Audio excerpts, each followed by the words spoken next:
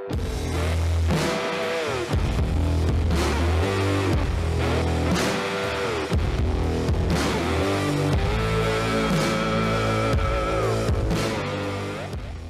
hello, I'm John Kane, and I welcome you to Let's Talk Native on this Saturday, May 23rd.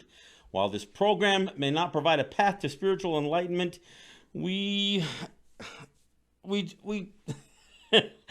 do encourage or, in some cases, start conversations. We kind of break the rules here for Native Radio. We don't do prayers or buffalo speeches, and we don't do spirituality shows. We take a tough look at history, oppression, and survival. We talk about culture, the arts, politics, and identity, and we may step on a few toes along the way. But our real goal here is to bring people together by breaking down what separates us. We will take on the false narratives and provide critical thinking to all that's heaped upon us, and we do it all right here live from the Cattaraugus territory of the Seneca Nation. So let's talk Native. But first, let me remind people that we stream our audio live when we do the show, and we have other shows that are looping when we aren't live. But we stream our audio live on our website, which is www.letstalknative.com. I encourage you to check out our website. We post links to the podcasts and our videos. We've got a bit of a photo gallery. We also have a store that you can buy some Let's Talk Native shirts. So I encourage you to stop by our website. And of course, you can always listen to Let's Talk Native on our website. So I encourage you to check it out. Now, we also stream live video of the show via Facebook Live on our Facebook group pages and across a bunch of other Facebook group pages as well. We take the audio of the show and we put it up on SoundCloud, which puts it out as a podcast on all of your favorite podcast platforms. We take the video and we put it up on our YouTube channel, which is Let's Talk Native TV. So again, I encourage you to subscribe to our podcast, and you can just you can ask Alexa, play Let's Talk Native with John Kane podcast, or you can search it that way, and it'll come up on a variety of different platforms. So, but I encourage you to subscribe to our podcast, and I also encourage you to subscribe to our YouTube channel.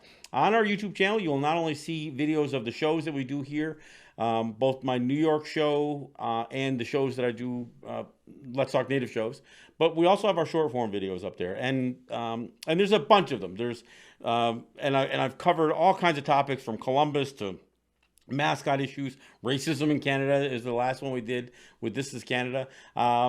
We have tackled the doctrine of discovery, IGRA, a lot of our battles with the governor and the federal government, all that stuff. So, and those are all 5 to 10 minute videos. So I encourage you to check those out as well.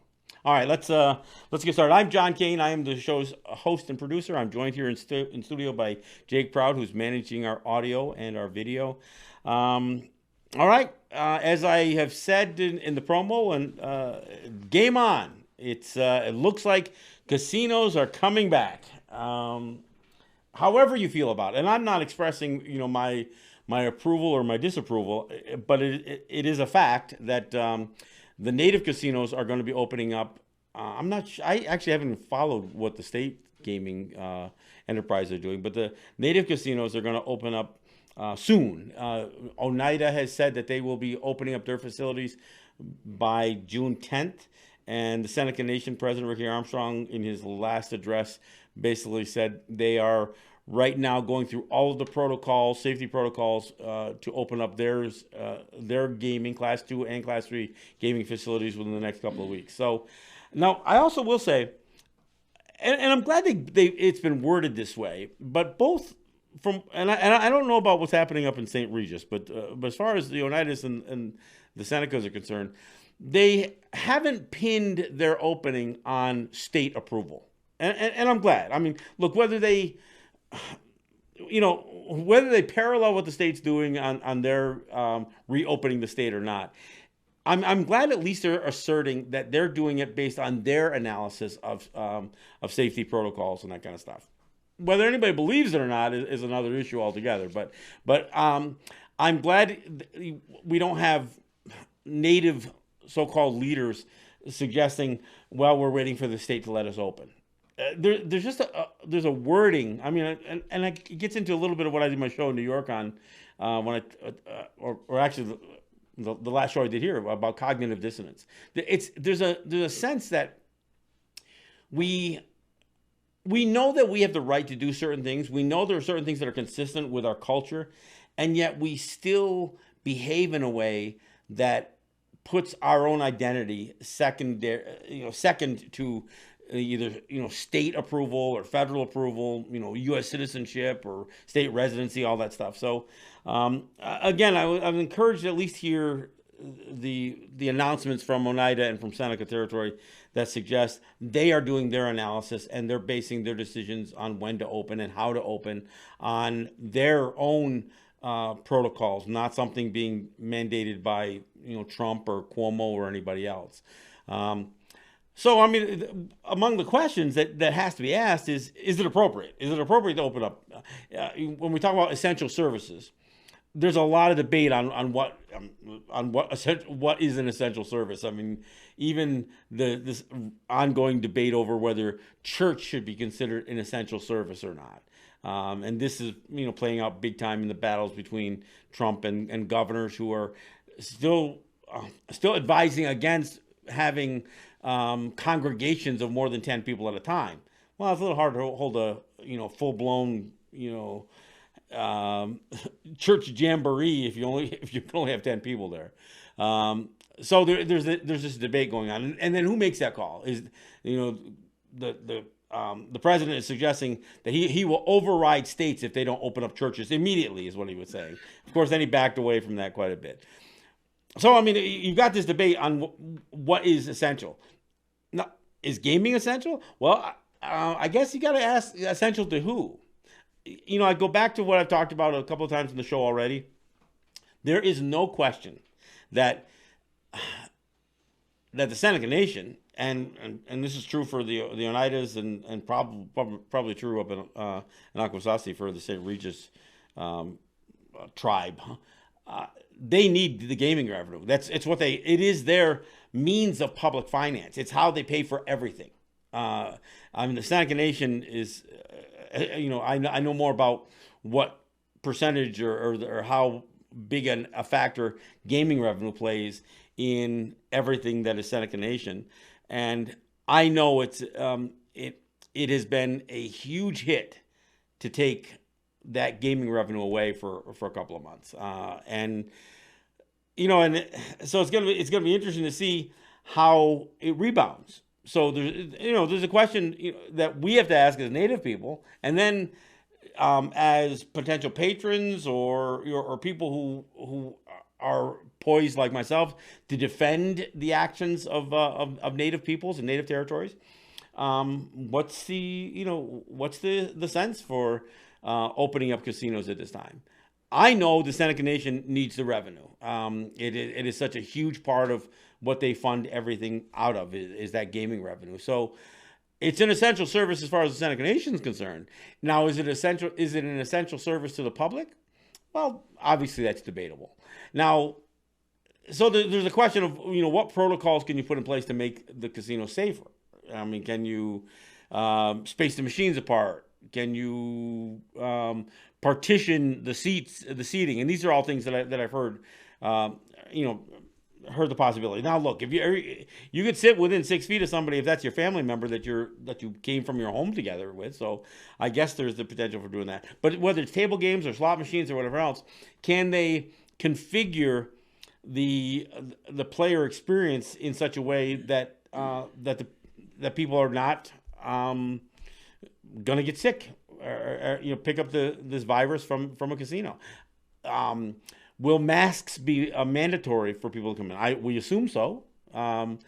And the other big factor when it comes to Native casinos in particular is the fact that smoking is allowed in the casino. Well, you can't smoke and wear a mask at the same time.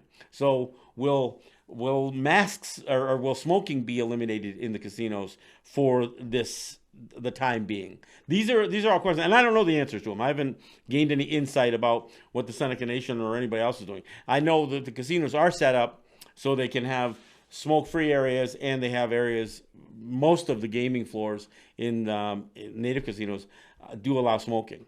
So there's that. And of course, then there's also the idea of being served, drinks. So there's cocktail waiters and waitresses that roam through the floor. Will that continue? So, and if you don't have smoking, and if you don't have people waiting on you, bringing you free drinks because you're playing these slot machines or table games, will that change the experience? And I don't know the answers to these questions. So, I mean, among the questions that you got to wonder is, have people been cooped up long enough that they're going to flock to this? I mean, when they open up the doors to these bingo halls and the casinos, are people just going to be anxious and get in there to get their game on? I think they will. I mean, that's my suspicion, and I'll tell you a little bit why. One of the things that kind of took me a little bit by surprise today. But there is that question: will they flock, or will they stay away? Look, we have our tensions in all of our native territories with the governors of the states that surround us. They're always trying to grab some of the revenue. Seneca Nation is in a big fight with Andrew Cuomo over revenue sharing. And trust me, Oneida and St. Regis, they're watching this like a hawk. They're hoping the Senecas pull this off. They're not taking the fight on themselves, but they're hoping that they will, that this will be a windfall for them if the Senecas pull off backing completely away out of paying the state 25% of their slot revenue.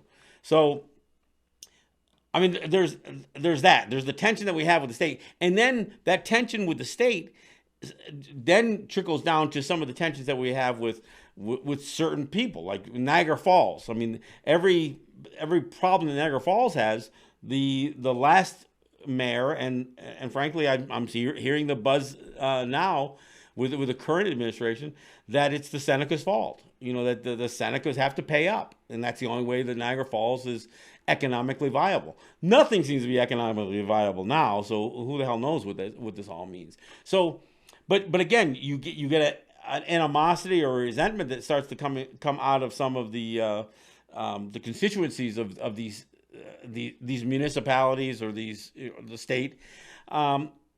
In general, most of our fight with the state or municipalities has not translated into lessening the patronage and the players coming into the casinos. But this is a new. We don't know what's going to happen now. Again, the player experience is going to be different.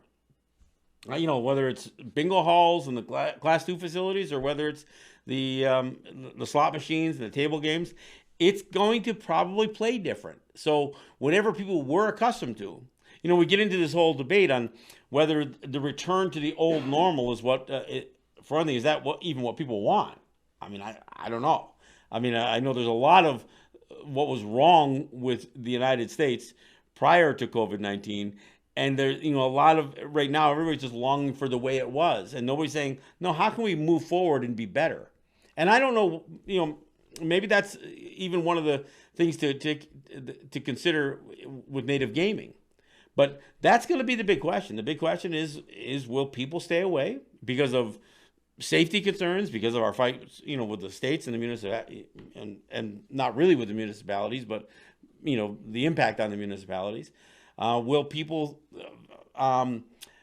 reject the native gaming, perhaps opening up maybe even before state gaming does? Their casinos, their racinos. Will that seem to the general public like it's unfair? Because that's what we get. We get into this whole debate about what a level playing field is, regardless of what history has demonstrated. Anytime anybody thinks that we have an unfair advantage instead of disadvantage, there's a certain segment of state and U.S. society, American society, that says, "Oh no, they can't have that if we can't have that."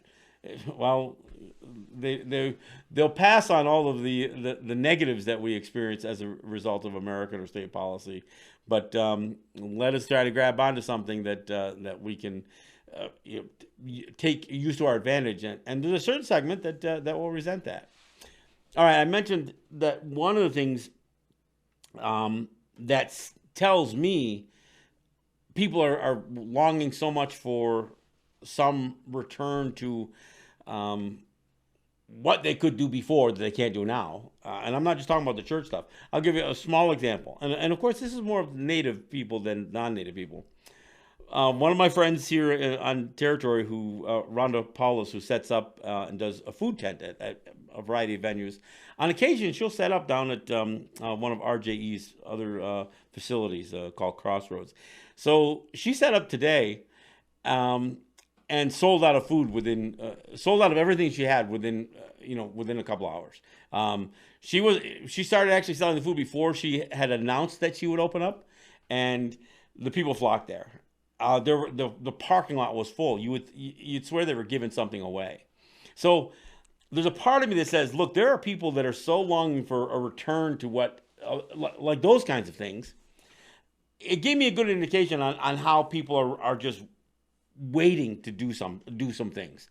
And if gaming, kind of has that same lure or allure, then that's what we'll probably see. We're probably going to see people, like Black Friday trying to get into Walmart, lining up to go to the doors. And so we'll see what's going to happen. I know there's still a debate on whether native gaming should open up early, or whether they should develop their own metrics for measuring when is the appropriate time to open up. Because look, right now, almost all of the 50 U.S. states and many of the provinces of Canada are beginning to loosen up and relax some of the restrictions that they had. Some of their stay-at-home orders and that kind of stuff. And many of them are doing it without any real indication that the tide has, pulled back on this coronavirus. Look, you can look at the numbers, and there may be a subtle reduction in the number per day. I mean, of new cases per day. It's over 20,000 a day still in the United States, and there's still between 1,000 and 2,000 deaths each day in the United States. And some states are showing a decline. Look, New York State, for instance, has a disproportionately high level of cases and deaths compared to any place else in the United States. And in fact, New York State actually has more cases than any other country in the world. More cases than any other country in the world. I mean, New York State has logged 369,000 cases. Brazil, which is now in second place behind the United States, hasn't even reached that level yet. They're second behind the United States, but they haven't even caught New York State. So, but when you look at New York State, you know that a disproportionate number of the cases were New York City. Now, in New York City, there does seem to have been a reduction in the massive spread that they experienced initially. But if you go through the rest of the state, and those numbers may pale by comparison to New York City, but if you look at the rest of the state, there are many places that have upticks. Erie County still has a pretty high level of cases, and that's the county that's that borders right up against Cattaraugus here. And there are other counties that are experiencing still fairly high levels, in Long Island and other places. So there's still a lot of cases in New York State. Now, I look through the information that comes across the internet, and I use what's called Worldometers info, and it's I gotta tell you, you look at some of the numbers, and some of them don't seem to stack up. And I don't mean just because the trends are going. I don't have a preference on which way the trends go. I would love to see this virus gone, but I don't want to see the numbers massaged to say that it's gone if it's not really gone. And so as I look at other countries and I look at the United States and state by state, sometimes the numbers don't seem to add up. And we're going to see what happens now that summer, we're getting into nice weather. This is considered a holiday weekend in the United States. It's going to be interesting to see if there's an uptick as people start socializing more. And again, big push to allow church gatherings. And will casinos add to it? I mean, that's, that's to me the question that we have to have as Native people who have some responsibility for drawing in the public into our facilities. And of course, look, I have no, I have no say in what any territory does with its gaming. But as a Native person, I'm going to be an advocate. I'm going to defend what we do.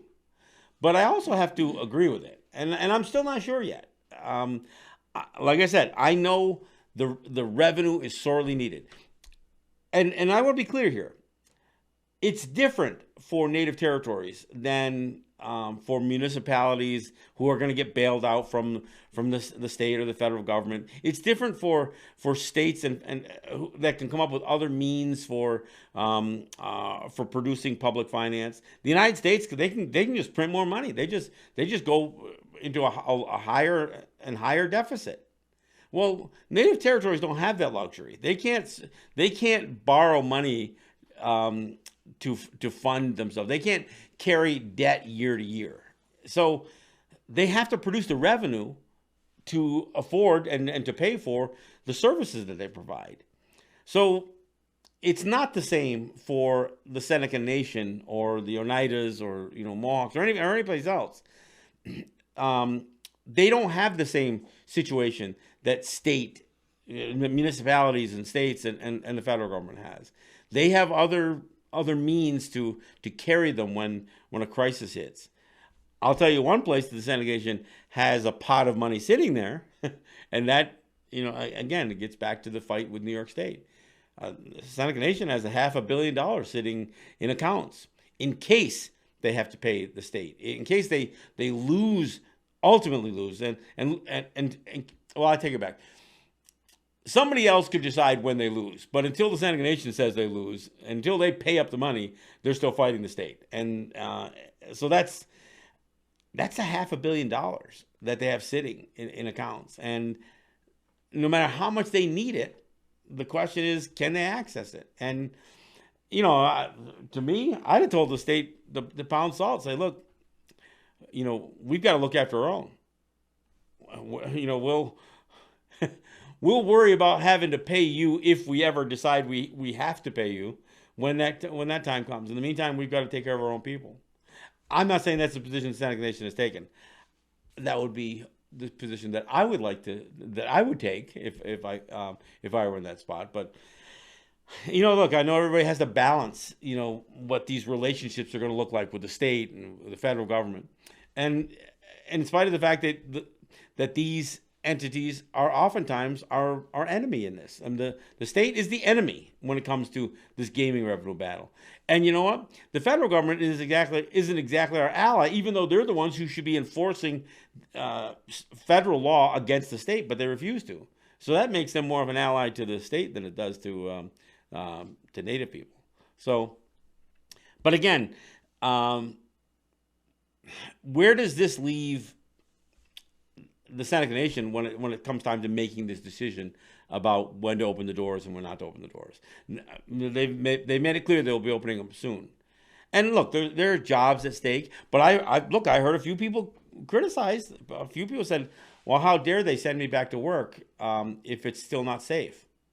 I mean, if I've got asthma and I can't wear a mask because I'm already having I have trouble breathing, should I have to go back to work? Well, and look, I think there probably are decisions that should be made. There should be exceptions to who is required to come back to work if their jobs are still available. But you know what?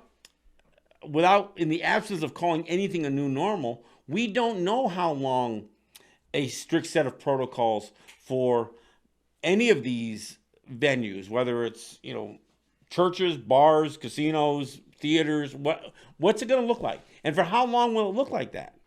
So if you were an employee of Seneca Gaming and now you're feeling some concern about going back to work because of your own safety, and that's justifiable. Look, if you have an underlying condition, you probably shouldn't go back to work.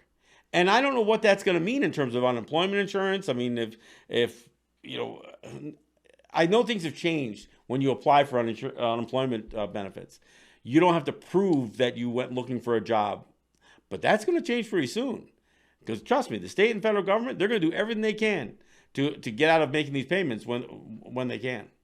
That's one of the ways that they plan to stimulate their own economy, is by cutting down on their own expenses. So it's going to be interesting. But I think that if you are somebody who's got asthma or any underlying condition that could be exacerbated by COVID-19, there should be consideration by the employer, and if that's a Seneca Nation or Seneca Gaming or Seneca Gaming and Entertainment, then there should be consideration. And I don't know, I'm not saying they're not doing that, but I've seen some of the questions posed on Facebook, and there are some people who are concerned about going back to work because of their own health and safety. And I don't know if that's going to translate to patronage and into players going. We'll have to wait and see, I guess. But I will say that if you used to go to the casino all the time, or bingo or whatever else, you're probably going to see a different experience when you go back. There are going to be some changes. There's going to be downtime. There's going to be a lot more cleaning going on, I assume. And you're going to find a lot more barriers to your breath being exposing others to the spread of this disease. So, whether you're going to see a lot more masks, whether the gaming facilities are going to provide them or not, you're going to see a lot more masks. You're going to see a lot more marshaling of behavior to make sure that people are not putting other people at risk or themselves at risk. So it's going to be, it's not going to be as freewheeling as you were used to. So that's it. So that's going to be interesting to see how it plays out. And I know how people bitch. There's going to be a lot of complaints. There's going to be complaints about everything that is different than the way it was. And I'm not saying everyone's going to complain, but somebody will complain about everything. So that's just going to happen. That's just going to happen. All right, hey, we're at the bottom of the hour, so we'll take a break. We'll talk about some COVID numbers when we come back, but we'll take a break and be right back. This is John Kane. This is Let's Talk Native.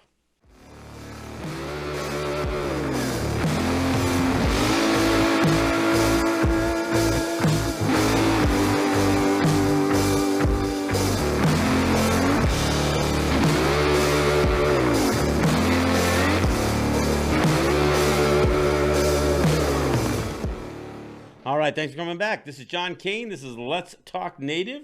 We're broadcasting. I guess this is broadcasting, at least through the internet and over Facebook, out of our own studios here on the Cattaraugus territory of the Seneca Nation. Look, I want to thank our sponsors that allow us to have built up what we've got going here and support what we do on a weekly basis. We do 2 Let's Talk Native shows a week on Saturdays and on Tuesdays, and then we do a Let's Talk, which is my show in New York City. We do that show here at the studio. So we wouldn't have the studio, we wouldn't have the services that we have to purchase to do this show if we didn't have sponsors. So I want to thank Ross and Holly John and the RJE family of businesses. I want to thank ERW and Eric White and ERW Enterprises. I want to thank Grand River Enterprises and Native Wholesale Supply, and a few others that from time to time, whether they aren't necessarily looking for recognition, but you know who you are. Those of you who cut a check every once in a while, send it in. Oftentimes, it seems like those checks come in at the time that we need it most. Whether it's somebody's relaxed their sponsorship for a while and somebody else picks it up, it helps. It always helps. And of course, we continue to try to improve the quality of what we do here. We're buying some new hardware and software. We're hoping to maybe even switch to a different kind of video service coming up soon. We try to buy some other cameras and lenses and audio equipment, especially as we connect up with New York. We've been trying to come up with a better way to do the show remotely, so it sounds more like we're all in the same room, even though Regan DeLoggins, my co-host, is connecting up at home My studio engineer is either in studio in New York or in his home studio in New York as well. And of course, we're doing it from here. So we're trying to come up with the right equipment and the right services to do all this stuff. And your support, the support that you give us on a weekly basis, on a monthly basis, helps us, stay out front as we're trying to do some of this stuff. So I greatly appreciate it. I also appreciate those of you who share the show, listen to the show, each week, watch the show if that's what you do. Offer your comments on Facebook, offer your comments on our YouTube channel, and those of you who share the show, whether you share the video or whether you share the podcast. We greatly appreciate it. Looking back at some of the videos that we've done in the past, the short form videos. Jake and I were just talking before the show. A video that I did a while ago on the Indian Gaming Regulatory Act is actually the most watched video we have. And part of it is there's a professor at one of the universities who uses my video in his class. I've been seeing it posted several times on Twitter as well. Part of it is that I break down what the Indian Gaming Regulatory Act is and what it isn't in very understandable terms. So that's actually become I didn't realize it until I was just checking the other day. I thought the Columbus video that we did, which is one of the ones that we're really proud of, I thought that was still leading the list, and it's been passed by our IGRA video. So again, I encourage you to check those videos out. They're not as long. You don't have to sit through a whole hour show or a 2-hour show. You can just check the video out for 10 minutes and walk away with knowledge perhaps that you didn't have before. So again, I want to thank you for sharing what you do watch and what you do experience.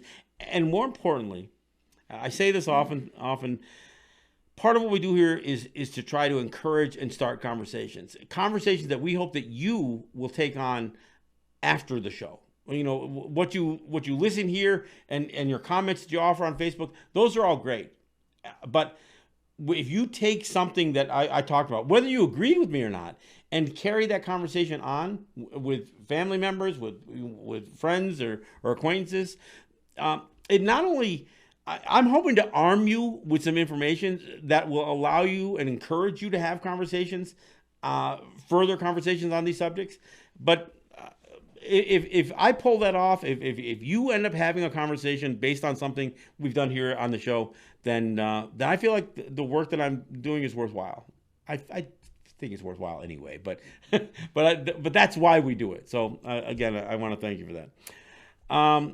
All right, I didn't really do a whole lot of the COVID numbers, but one of the numbers I think should be concerning to everybody is I mentioned that this is a holiday weekend for many Americans. On Monday, the U.S. celebrates its Memorial Day. Ironically, on Monday is when the United States will pass 100,000 dead from COVID-19. So when people are talking about who do you memorialize, who do you celebrate or remember on Memorial Day, I know it's always been usually assigned to veterans, to war heroes, and people who've passed on because of a war, and that's unfortunate. I mean, look, we all have people that we should remember, and not just people who should be remembered for in some attempt to romanticize the act of war.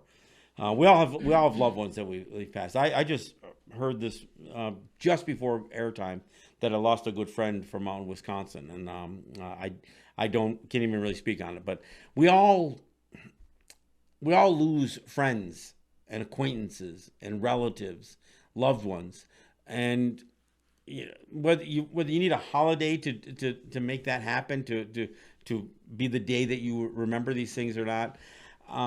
I don't know that you need a special day. I think we should go out of our way to on every occasion we can. On every occasion, we should go out of our way to think about the ones that have passed on, and the things that that made our lives richer because of them. Now, come Monday, the United States is going to reach 100,000 dead of this disease. And the part that I find frustrating with this is, again, the idea of playing around with numbers. initially there was some conversation that this disease could take between 100 and 200,000 people by August. By August. And then the powers that be said, oh, no, we're going to scale that number down to 60,000. I don't know why they did that, because there was nothing to indicate that there was that much of a slowing of daily deaths that would have warranted changing that. And of course, they passed 60,000, and they bumped it up to 70, and they passed 70,000, and they bumped it up to 75, and then they said, well, we think by June they'll hit that the number will be 100,000. Well, you know what? You're not even going to make it to June. You're going to be 100,000 on Monday. So, I mean, I'm not saying you should dismiss every bit of information that comes across your smartphone or your tablet or your computer or your television, but just know how much they get wrong. I mean, the idea that you got the President of the United States promoting using medication that doesn't work, that can actually kill you, it can actually cause heart problems. You've got, every time they have the slightest inkling that they have something that might have some benefit, they tout it as some miraculous cure, and it's not. And now we're starting to hear them say, oh yeah, we think that this vaccine thing is coming right along. Well, how did that HIV vaccine work out? Oh, that's right, they don't have one. A disease that has plagued the planet since 1980. Since 1980. And there's still no vaccine. But they're going to have a vaccine 3 months after, after discovering a new virus? All right. They might. But I'll tell you, if you're going to have to change so many of the standards for what is allowed to be a vaccine, in terms of the kind of testing, all the regulatory controls to make sure that a vaccine is safe. If anybody who thinks that a vaccine is going to be available in this calendar year is either lying to you or is, and this doesn't have to be a conspiracy, they are clearly going to change the laws to make this vaccine available, whether it's safe or not. And why? Well, I'll tell you why. Money. Money and power. Trump is so desperate to have something positive come out of this pandemic for him personally. I mean, look, there's nothing that positive comes out of 100,000 people dying in a couple of months. There's no way to spin that and make that positive. So when I hear people say, "Oh, we're going to be victorious. We're going to come through this, perfectly. We're going to come through this pandemic." No, you're not. There are people who are going to die, and they did die, and they are dying, and will continue to die. So anytime I hear people claiming victory over something, especially coming, again, Monday's going to be Memorial Day. You're going to ignore the fact that you've got more bodies than you can bury in many places in the world, but certainly in the United States. And the United States tops the list. They top the list in the number of cases and the number of dead. And it's not even close. Second place isn't even close. And you know what? Not only do I think they keep massaging their predictions on how many dead there will be, I'm still not necessarily believing the number that they're giving us. I think it's higher than that. I know a lot of people saying, oh, no, they're just inflating the numbers for this reason or that reason. And you can get into deep state and all kinds of conspiracy theories or you want. The bottom line is, by now, we all know somebody who has died from this. And for anybody who wants to try to spin some conspiracy theory about whether this is a fake pandemic or not, it's offensive to any of us who know somebody who's either been ill or worse, has passed away from it. And, there is a real irony that Monday is Memorial Day in the United States, and the United States will meet its prediction way ahead of a schedule of 100,000 dead before June. Not by June, not in June, and not in August. We don't know what again, with things opening up that have been closed, how much of an uptick will there be in the spread? I mean, let's be clear. The United States still has only tested 4% of its population. 4% of its population. Now, New York State has tested 8%, but that's still only 8%. I mean, that's 92% of the people have not even been tested. 96% of the U.S. citizens have not even seen a test. So to suggest that this thing has ebbed, I don't know. There's no way of knowing that the spread has slowed down even. Really, the only way you can measure is if you test people.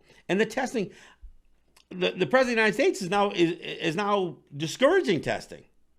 He doesn't want to encourage a testing at a higher rate. I mean, you got South Korea, or in China, who've now had a resurgence in the number of cases, and they're full bore trying to come up with being able to test 1 million people a day. That's a pretty tall order, considering in the United States they're nowhere near being able to do that. I mean, that's a lot of people. So when I hear people talk about how it's time that this has gone on long enough, I don't know. I mean, hardship is a tough thing to measure, because not all people feel are impacted the same way or at the same level. Maybe you haven't lost anybody. Maybe the only people that you've seen get sick recovered right away, and so you dismiss the notion that people can be deathly ill. Look, this thing is causing blood clots. It's causing other types of organ failure. It's got this other inflammatory disease that's affecting children. It's not just a respiratory thing anymore. I mean, it's transmitted, through the respiratory system. But that doesn't mean that it's just a lung disorder. It's causing a lot more problems, and we still don't know if once you've had it, if you're immune.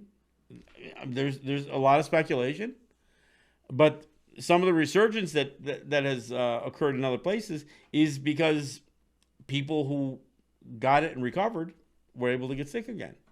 So that doesn't bode well for the people who are advocating for a vaccine, because a vaccine is based on the idea that once you build up antibodies, you're not going to get sick again.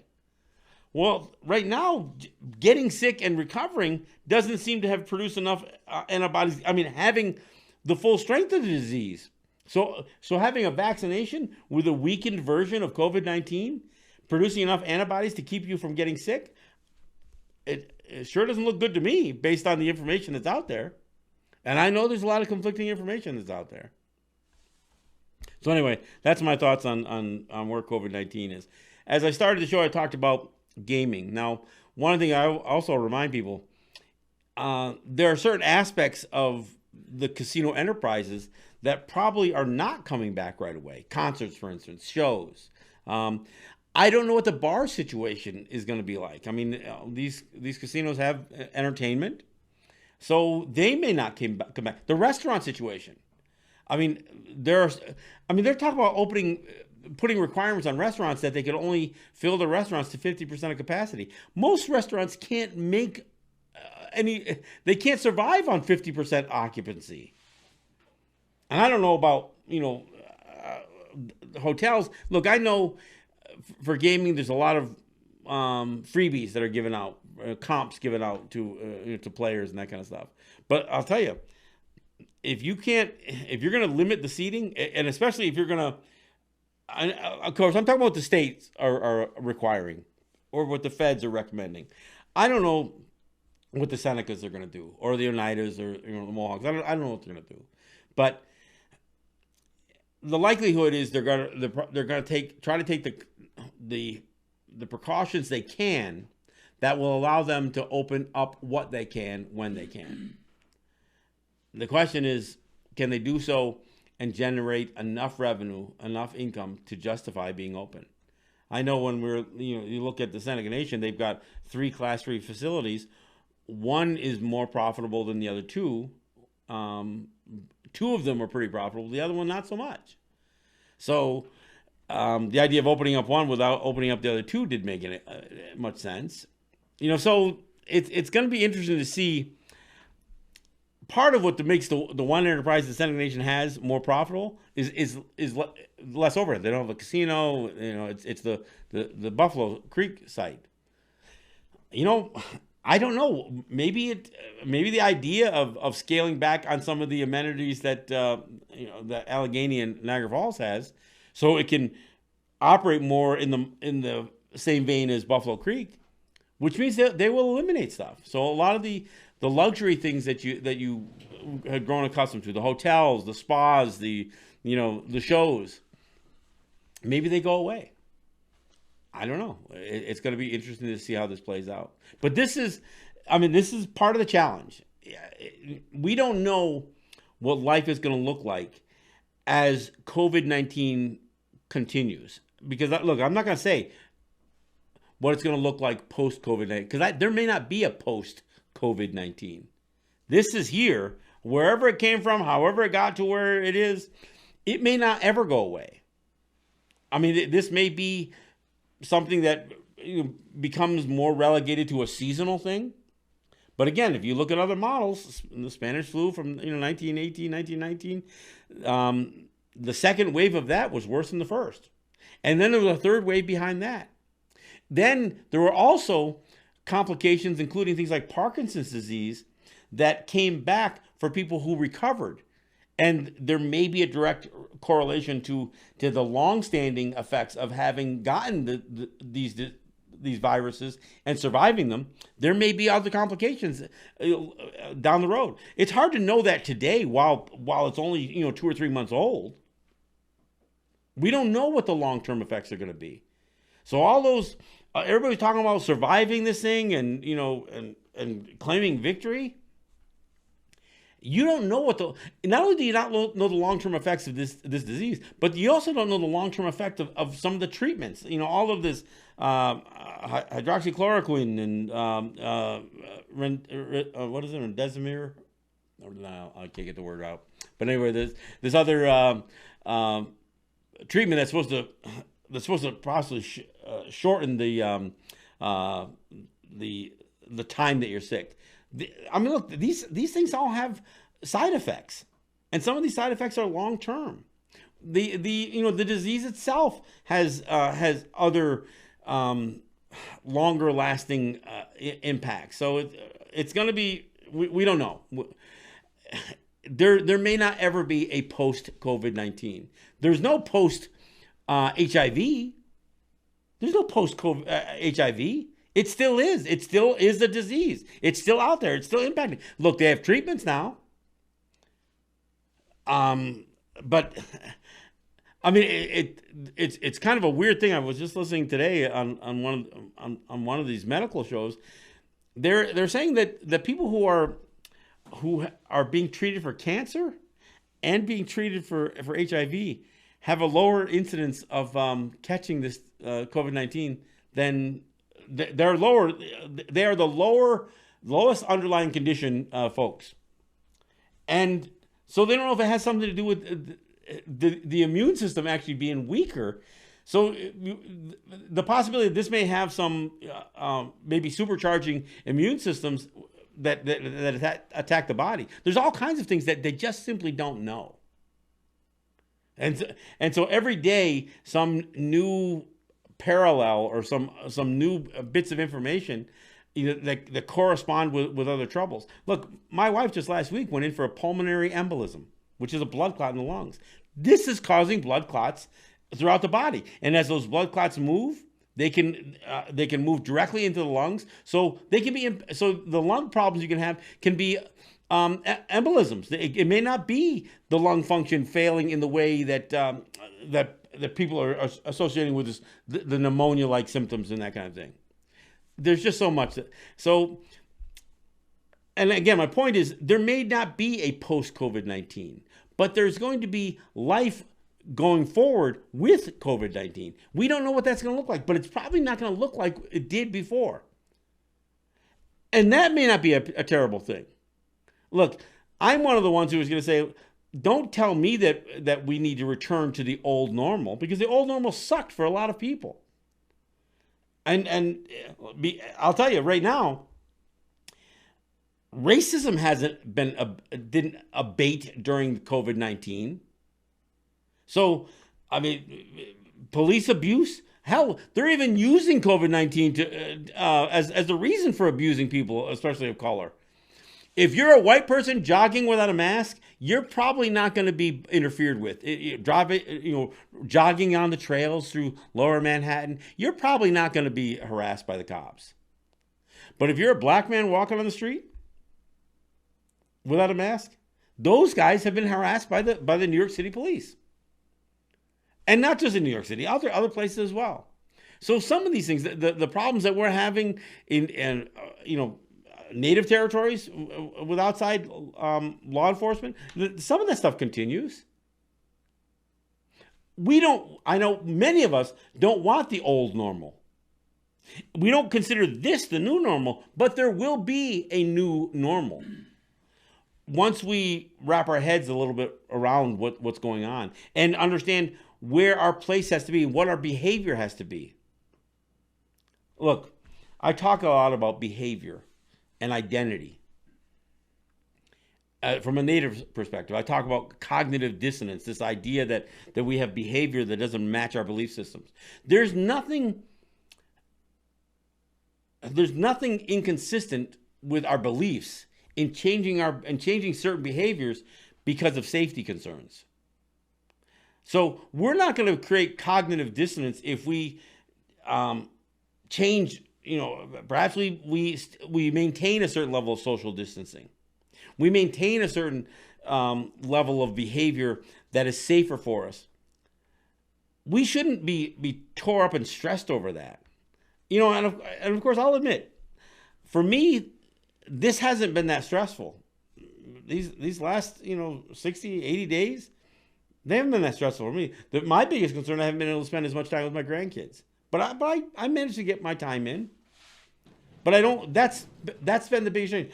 I don't go to New York, and I do. I look forward to going back to New York, but I'm in no hurry to do it. I'm not chomping at the bit to jump on a train to go to New York when I think it's safe and I think it's appropriate, because the more I learn how to do my show here, my New York show from here, the less necessary it is for me to go to New York. So perhaps I only go to New York when I'm going to do some events down in New York. So maybe I use my trips to New York to do not only a show, but a radio show, but a live show as well.